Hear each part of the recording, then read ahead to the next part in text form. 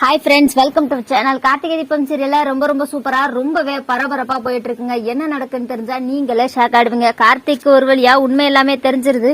எல்லாத்துக்குமே காரணம் ரம்யா தான் அப்படின்றத கார்த்திக் வந்து பாத்தீங்கன்னா தெரிஞ்சுக்கிறாரு. ஏன்னா அந்த போலிச்சாமியாரோட விக் எல்லாமே தீபா வீட்டுக்கு வந்திருக்கு. அதோட மட்டும் இல்லாம ராஜா கிட்ட போய் கேட்டோன்னே ராஜா என்ன சொல்றாருன்னா, இதே மாதிரி ஒரு பேக அந்த ஷேகர் வச்சிருந்ததை நான் பார்த்தேன். அந்த ஆளுக்கிட்டையும் இந்த மாதிரி ஒரு பேக் தான் இருந்துச்சு. நம்ம அந்த ஆளை பிடிச்சி விசாரிச்சோன்னா எல்லாமே தெரிஞ்சிருன்னு சொல்றாங்க. ஆமா, தீபா கூட சொன்னாங்க இந்த பேக் இந்த மாதிரியான ஹேர் கட் சேம் இதே ஸ்டைல்ல தான் அந்த போலிச்சாமியாரு இருந்ததா தீபா சொன்னாங்க அப்படின்னு சொல்லிட்டு கார்த்திக் சொல்றாரு.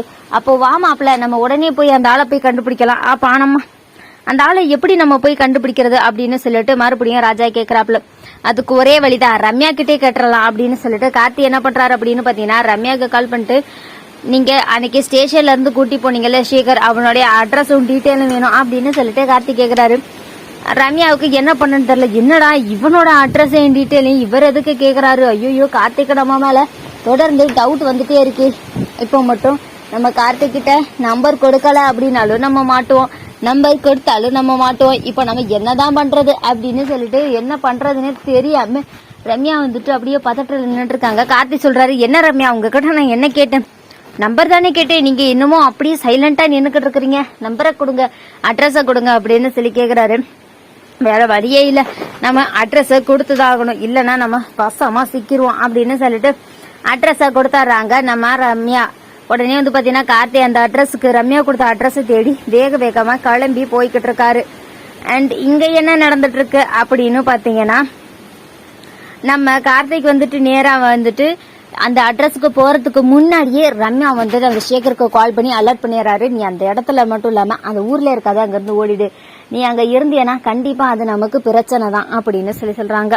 கரெக்ட் தான், சரி நீங்க சொன்ன மாதிரியே நான் செஞ்சிடறேன் மேடம் அப்படின்னு சொல்லிட்டு அங்க இருந்து வந்து பாத்தீங்கன்னா நம்ம ஷேகர் தப்பிச்சிடறாரு. அந்த டைமிங்ல நம்ம கார்த்தி உள்ள என்டர் ஆகுறாரு. கார்த்தி வந்தோடனே இங்க ஷேகர்னு யாராவது இருக்காங்களா அப்படின்னு சொல்லி கேட்கும்போது, ஆமா அவர் இங்கதான் இருந்தாரு, ஆனா இப்போ எங்க போயிருக்காருன்னு தெரியலன்னு சொல்லிட்டு அங்க இருக்கவங்க எல்லாம் சொல்றாங்க.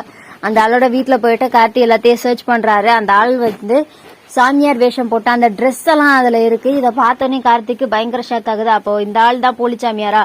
அப்போ ரம்யா தான் எல்லாத்துக்கும் காரணமா? முதல்ல இந்த ஆளை தேடி கண்டு பிடிச்சி ஆகணும் அப்படின்னு சொல்லிட்டு கார்த்தி வந்து பாத்தீங்கன்னா திட்டம் போட்டு அந்த ஆளை தேடி கண்டுபிடிக்கிறதுக்காக கிளம்பி போயிட்டு இருக்காருங்க. செம்ம இன்ட்ரெஸ்டிங்கா ரொம்ப சூப்பரா போயிட்டு இருக்கு கார்த்தி தீபம் சீரியல். இந்த வீடியோ உங்களுக்கு பிடிச்சிருந்தா லைக் பண்ணுங்க, ஷேர் பண்ணுங்க. ஓகே ஃப்ரெண்ட்ஸ், தேங்க்ஸ் ஃபார் வாட்சிங்.